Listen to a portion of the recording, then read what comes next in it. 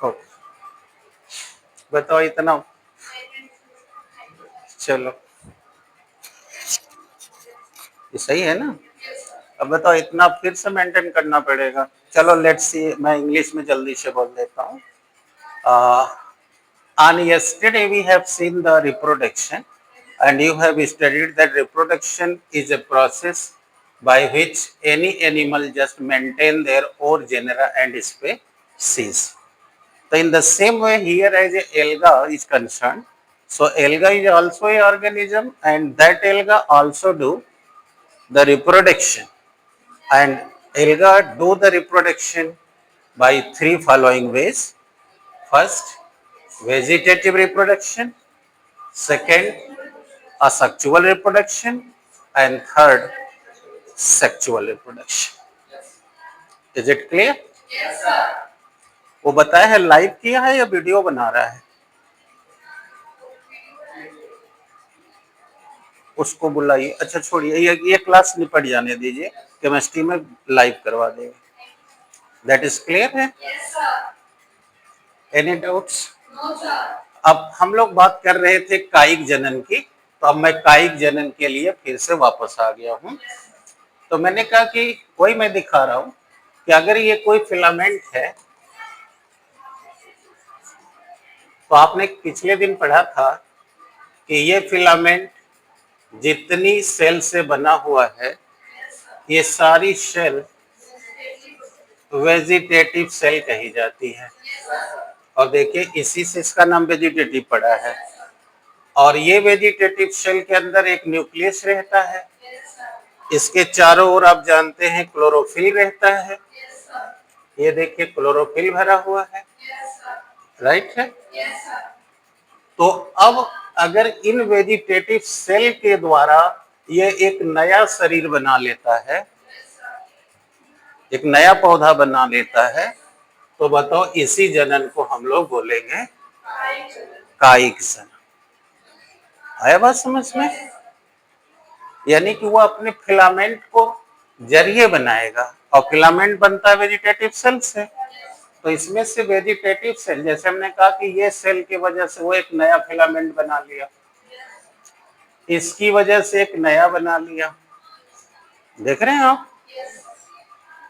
तो इसीलिए इसका नाम है कायिक जनन। कायिक का मतलब काया, काया का मतलब शरीर। अब इसके पास शरीर नहीं है, फिलामेंट है, और वो फिलामेंट वेजिटेटिव सेल से बनता है। तो अपने वेजिटेटिव सेल के जरिए अगर एक नया फिलामेंट फॉर्म कर रहा है, तो इस प्रकार के जनन को बोला जाएगा कायिक जनन। अब समझ में आ गया? लिख लो, जल्दी से कमेंट लिखो। यदि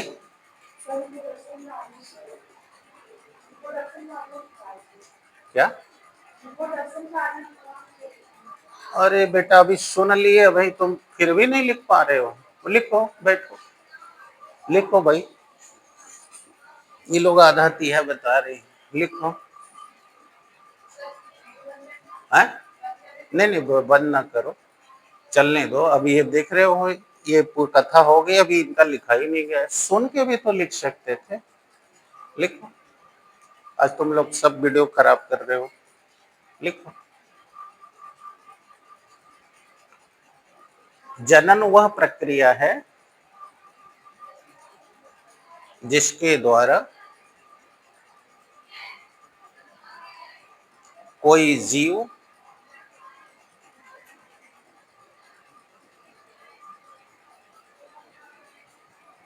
अपनी वंश व जाति को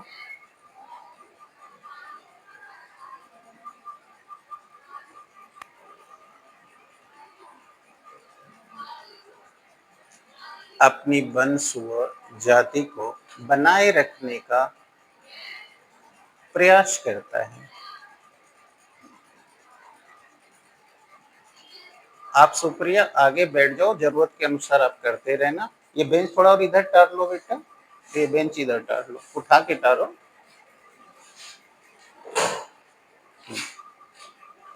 नहीं, और अपने ही तरफ खींचो। हाँ, उसको उसको उठने खड़ा होना में लड़ेगा ना। तुम थोड़ा इधर बैठ जाओ, आकांक्षा। हाँ, बैठ जाओ। करो, अब करते रहना। हाँ हो गया ना अब? अब लिखे बेटा, तुम्हारा हो गया अब ना? अपनी वंश व जाति को बनाए रखने का प्रयत्न करता है। शैवाल, आगे आगे फटाफट लिखो। शैवाल यह जनन 3 प्रकार से करता है।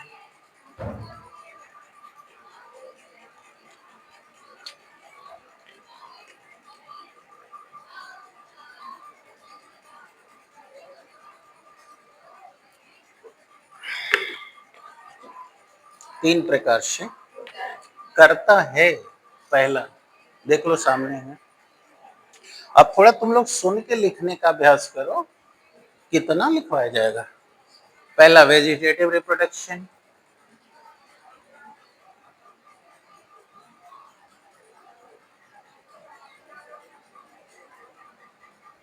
हो गया।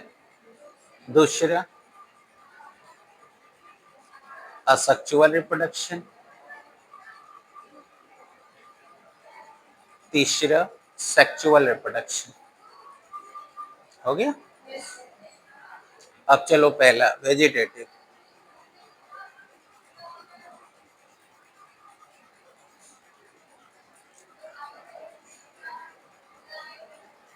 अब दे दो। इस रिप्रोडक्शन में एल्गा अपनी फिलामेंट के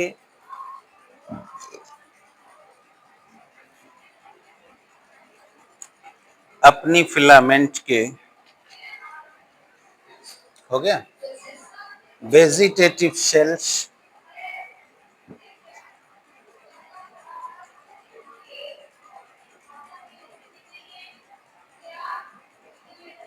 वेजिटेटिव सेल्स, हो गया बेटा। वेजिटेटिव सेल्स के द्वारा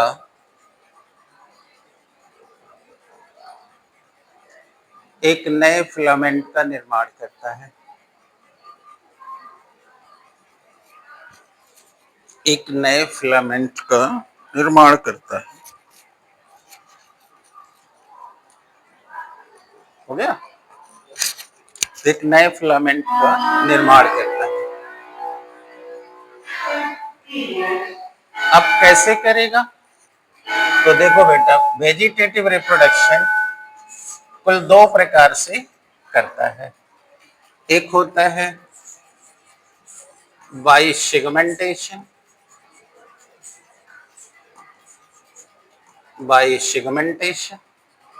और दूसरा होता है बाई फ्रैगमेंटेशन।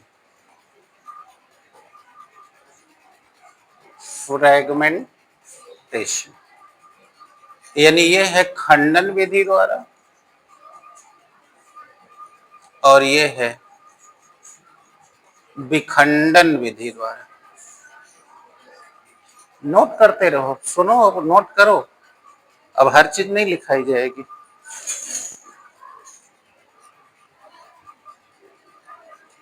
पहला बाई सेगमेंटेशन यानी खंडन द्वारा, और दूसरा बाई फ्रेगमेंटेशन यानी विखंडन द्वारा। अब ये क्या है, अब इसको समझ लो जब तक बच्चे नहीं आ रहे हैं। अब देखो इसमें क्या हो रहा है, पकड़ो।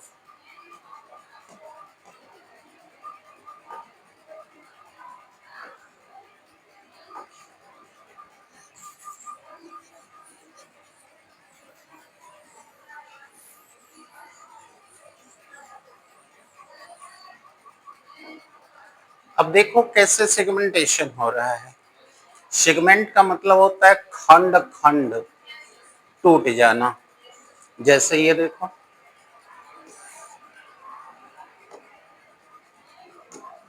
अब यहां देखो ये फिलामेंट है। अब तुम जानते हो कि शैवाल पानी में रहता है। अब इसका ये फिलामेंट देखो, एक सॉलिड सबस्ट्रेटा से लगा हुआ है।